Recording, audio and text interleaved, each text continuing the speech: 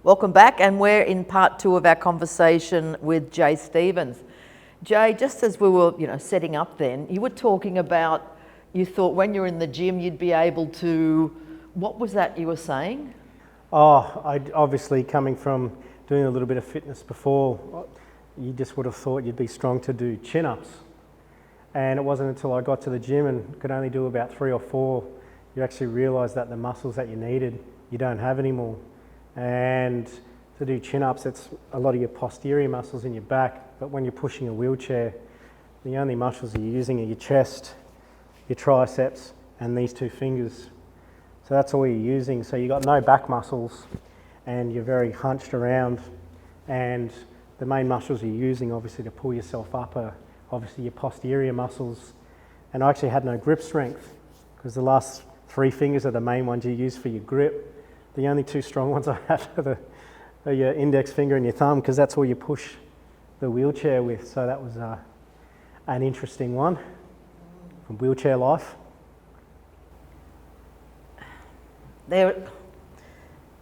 It's articulating this question because, look, as a person who is able-bodied, yes? Yeah. When we see people in a wheelchair, before your accident, right, when you saw someone in a wheelchair, because we all do an observation, part of being human, in fact I was thinking this the other day, when we see someone and when we're walking along, we notice their height, we notice their colour, we notice their age, their gender. It's just part of what we process automatically as part of our surrounding, if we're safe, if we're not. What used to go through your mind pre the accident when you saw people in wheelchairs, especially a healthy, fit man? Especially, young, healthy, fit, you were just thinking accident. You're probably definitely working in a medical background. You weren't thinking, obviously, congenital health issues or anything like that. Yeah, young, healthy, you'd be thinking some sort of sporting injury, especially, young and healthy. Obviously, they're the two main things that would stick out to me. And then after the accident and after the recovery started, because you spent, 6 months? Yeah, 6 months in the hospital system. In hospital. So in coming home, how much mobility did you have initially when you came back home? All I had was obviously upper body, and I had a little bit of my hip flexor. That was it for the first 6 to 9 months. The typical health model is pretty much what you get back within the first 9 to 12 months is generally what you're going to get back for good. You go into something that's called spinal shock. So once that is obviously allowed to run its course, but the big indicators were generally 9 to 12 months was what all you were going to get back. So it was an interesting journey. It kind of worked the other way, and I'm pretty happy that it did. So it's 6 months in hospital, then at home. So when you came back home, how long before you actually went out into the world in a wheelchair? I jumped straight into it. I'm not too worried about stuff like that. It was more just I always say to someone, you always have these firsts, and there's just so many new situations that, they hit you in the solar plexus. They're just so confronting. One of them was, I remember I went down to Warriewood Beach for the first time with my wife after I'd had the accident, and being a surfer, Warriewood Beach, you park your car, board straight out, and you're running across the sand. And I remember I got there, and it's already just like muscle memory in your head. I got there and I went to, and then like that happened like 3 times. It's like I false started. And then, like I said, you just have these moments where something happens for the first time, and it was like you're in a straitjacket. It was like I was in a straitjacket in my car, and that's probably the first time I've ever had a panic attack, because obviously surfing, being outdoors, nature's, that's paramount. That's number one for me with the family, and to come up to a beach and the water's only 20 to 25 metres away, and that's the big thing. You're like I said, it was like you're in a straitjacket, and I started having a bit of a panic attack there, just something, you never thought possible. And there's so many of those moments that have happened, probably not as big as that one. That was probably one of the bigger ones because it was so fresh out of hospital. I'm like, yep, let's go to the beach. And like I said, there's been many moments like that, you know, they just take your breath away a bit. Like, it's so confronting. And yeah, it's as simple as that. There's just no other word for it. It just takes your breath away. Just the confrontational side of it. It's yeah, a lot to handle. But like I said, each time you're in that situation again, you know, it goes down and down in voltage. Yeah. But yeah, there's plenty of moments like that just really hit you in the solar plexus. So is it almost like a surreal moment, or like thinking you're in a nightmare and waking up and it's like, nah, it's real? Like, another example, some of them, the other day when I went around the lake, before I walked around it, I rode my little, I've got a motorbike attachment that clips on to my wheelchair. So I rode around with my little one, and there was 2 logs that had fallen over. One of them I was able to disconnect and I could kind of climb under, but there was one and the log was only like that high. It was that high, but I had my motorbike attachment and my wheelchair. And like I said, that was another one of those first moments. Lucky, like, I can stand now, and you know, I was able to disconnect and throw that part over, and I held onto a tree and lifted over. But you know, I didn't have my braces on at that time either, so you know, it was really wobbly. Yep. And you know, if I wasn't able to do that, if I had nothing there, you'd have to turn around and go the whole way back around the lake just to get back to your car. Just something as simple as that. So that was a pretty good example, and there's just so many more. I think I've fallen out of the wheelchair at the front of my driveway when I came home pretty quickly and early on, and obviously we're on a main road then at Monavar Road at the corner, so it was peak hour in the morning, and I'd rolled, you know, the concrete joins. One of the joins was just up a couple of mil, and you're pushing the wheelchair with that front caster wheel. And all it needs is just something that high. Like, even little kids' toys get stuck underneath it and nearly throw you out. And it was peak hour on the road, and I was pushing along, and it was just the smallest little thing. And obviously I've come tumbling out, and you can just remember, like, it was kind of wet too, and you're just sitting there in the middle of the main road, 6 lanes of traffic, peak hour. And sometimes, it was more confronting for my wife, I think, because I knew that I could probably get my way and do it, but it's just looking at that scenario. If you're looking at that in third person before you had your accident, you would just sit there and you just like, how is that even possible? But yeah. So did anyone come up and give a hand? Yeah, a car actually did come over Yep. and look to help. Me being me, of course, I was going to get in there myself. But like I said, it's just the simplest things. The bigger things are probably the easier to process. You know you can't walk. You know you can't do a lot of these things. It's the little ones that really catch you, because they were just so incidental before. There was nothing that would be of any phase to you pre-accident, and just the littlest 1%er can, you know, cause big challenges. That's probably the big one. So before you then came out of hospital back home, they had you were already competent in the wheelchair. So you got back home, you were already competent. That's why you could just go bang straight out. Yeah, that was probably one of the main things I did was wheelchair skills. Just so, the main thing I wanted to do was just get busy. I wanted to go swimming. So that was pretty much the first thing on it.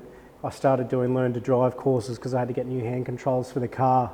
And I said I wanted them done as quick as possible. So I did them while I was at the spinal cord hospital. Okay. So I had the attachments for the car as soon as I got home. So, because I knew the only exercise that I could pretty much do that I'd like to do was obviously long distance swimming.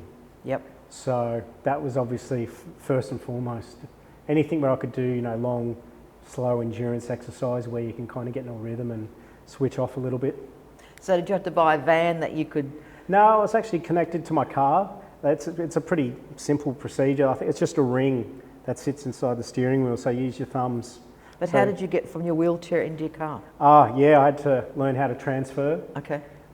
I think the first time having, like I said, it was a first, and obviously getting in the car, you know how quick and easy it is to get into a car, and when you didn't have a technique to set up your wheelchair, and it took you like 5 minutes, you would just sit there and you'd shake your head. You're just like, is this how it's going to be every single time I got in the car? Like I said, just the simplest things just become very confronting. But like I said, I got quicker with it and quicker, and soon it just becomes habit. Yes. Very, very difficult. She was kept at arm's length with all the medical information that they were giving to her. She just thought I'd had a fractured pelvis. But I had phone calls with her. I'm saying my back is killing. And the passenger next to me, we work in medical, we know like what's going on. And, it was well and truly apparent that I had a spinal cord injury. And of course I had the runaround of getting flown to Alice Springs to get imaging that they couldn't even do. And then finally getting sent down for surgery, which should have happened the day before. So she's come down to Adelaide and obviously seen the state that I was in. Obviously I had thousands of ant bites all over me from obviously laying down there for, a good 4 hours. And she knew what to do more than some of the nurses. So I think she was pretty on top of a lot of things. There were some points, I think my blood pressure was really low. I was going really faint, and she was pretty much directing the shots, calling the main doctors in.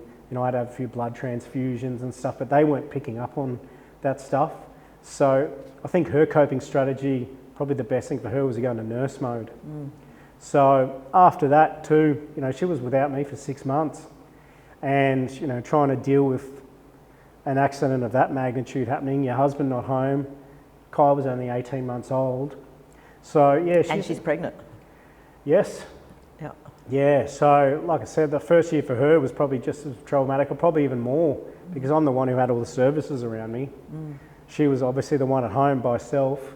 And of course, a journey of your husband trying to relearn to walk again and everything that comes with that, rehab visits, medical issues, her doing male's jobs, the male roles, lifting, all that kind of stuff. So yeah, it's pretty much been an interesting journey for her as well. So then how was that journey for you, watching her just have to cope with so much, and you're kind of in... Yeah. How was... Like I said, it's more of an identity thing. I think, obviously I was the father of the family. Yep. All the heavy lifting and everything was done on the weekends for me. It's just a hard one because there's nothing you can do. Obviously I'd do what I could, but I'm all about action. So I'm trying to forward think about what I could do in other ways to help. But yeah, obviously the hands-on things, and pretty much seeing her role morph into her role and my role. It was just a weird one. It's obviously hard to watch as a husband, and then you've just got that helplessness. It's a very strange. I wouldn't say a hollow emotion, but it's like an ache. Like a lot of the journey is, it's just deep ache, like court cases, stuff you couldn't do with your kids, and then seeing your wife struggling as well. Like I said, it's like that ache. That's pain. That's real pain. What would be some words of advice that you would give, and I will say men rather than women, to men who have lost that virility, that masculine, just being able to go out, run, and next minute everything crashes in? In hindsight, what would you... Find out what your dark side is. Yeah. Find out, if you could lay out memories when you're a kid, or sporting memories, or whatever it is that's a bit of a touchy point for you, if you could lay them all out and have them listed on a table, and you could put your hand over each one, cut from the footy team, teased in high school, whatever that is, put your hand over each one of those memories, and whatever one's, gives you the biggest response, whatever one's radioactive hot, there's power in that, but you've got to direct it in the right way. And obviously, similar to the chat earlier, I was lucky enough to find a productive outlet for mine, which was, it was repressed before.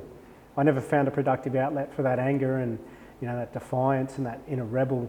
And, I was lucky enough to find an outlet which required that. Walking's a very difficult job now, and so if they can find out what that touch point is, because if a lot of things get taken away from you, you're only left with what's inside. You're not left with a lot of the external things that were there before. So if there was, that would be the main piece of advice. Find out what that dark side is and find out how to use it properly. And one of the things that you said when you and I met up a couple of times, it's not that you're glad this happened. However, how did you word it? When I asked you the question of what's the good stuff that's come out of this, and what would you change differently or wouldn't you? It was... Yeah, obviously you're not going to change anything. The only thing you can't buy is time. So there's no way I'm going back there and changing anything. And I made mention to, in a weird way, like I said, just the injustice of that whole process. You're losing the court case and everything else that came along with it. Just the whole journey, the court system, the legal system, commercial interests. That trumps everything else. But in a weird way, I kind of like that it's happened that way, because you're forced to ask bigger questions of yourself when your back's up against the wall. I wouldn't be in the position I'm in now if probably we had got a nice court case ruling. Obviously we would have been able to go and pretty much buy the house that we wanted, buy a lot of material things that we wanted. But I think you're forced to ask bigger questions of yourself, and you'll pretty much look back at the person you've had to become through through steeling yourself through a journey such as this. And, on your last days, you're going to sit back and look back at option A or option B, where you've had to pretty much dig on all resources that you've got inside to pretty much make the best of the opportunity. And I much know which one I'd rather be looking back on. And, you're forced to ask more of yourself, and, I like giving answers. So a lot of your bills were covered by workers' compensation? Yes, that's been the only saving grace. Yeah. What's your next step work-wise? Work-wise, I'm going to move into medicinal cannabis. Working in medical devices. Obviously I've got sales skills in medical devices, but I've obviously got a pretty personal journey now, and it aligns with my values, my personal journey. I've seen what it does firsthand, and I initially started taking it obviously for chronic nerve pain, and I've also noticed multiple other benefits neurologically, concentration wise, and to sit there and say that medicine like that does not have a place, I think that's just dark ages. That's medical policy that was invented in the 1910s to prevent pharmaceutical medicine from being taken over by a plant that had a lot of other properties and medical uses. So it's a cause that's pretty close to my heart now. I'm pretty much a walking advertisement for what it can do, and it's pretty easy for me to talk to a doctor or talk to people about the benefits that I've had that I have had personally from medicinal cannabis. So that's definitely my next move. Actually, who was it? It was the front cover of the front of the Sunday Telly? Johns. Andrew Johns. He had, was it 25 years he had been on pharmaceutical painkillers and all the rest, 18 months on medicinal cannabis. Seizures have stopped. He's now playing with his kids. Yeah. It's got his whole health back. So A plant. A plant. It's that simple. Any last words of advice that you would give families going through something like this? Because it's huge. I don't care what anyone says. My mind can't even grasp how your life has changed, your relationship with your wife, your children. I mean, it's all... I think finding out who your true support network is, and keeping it tight and close. People that that you can chat to externally from your immediate family, and having that network on call, obviously as issues arise, I definitely think that everyone's got a superpower inside them, and I think that needs to be channeled as well. And sometimes accidents might happen to actually bring that out, unfortunately or fortunately. Sometimes some of the biggest changes are generally forced out of you rather than you taking the step yourself. So again, it's easy to say find a silver lining, but sometimes the biggest accidents can also have the biggest silver linings as well, with what comes out of them, who comes out of them, and the person that you're forced to come out on the other side. So Actually, it's interesting you say that, because the last couple of evenings we had, one was with Eleni, who wife, mother, educator, ended up in jail for 12 months and now assists other women when they come out of jail with employment. And as Eleni said, as much as the journey was, my words now, not hers, was pretty challenging and full on, for her, she's a much stronger, happier version of herself, because she had to face her demons. And now she's doing such great work in the world, helping others. Yeah. Is that part of your plan with medicinal cannabis as well, to help? Yeah, absolutely. Like I said, it aligns pretty closely to my value structures now. Yeah. And I need to be working in a field that I've got a deep connection with now. Like I can't sit there and sell a drill that opens someone's head up.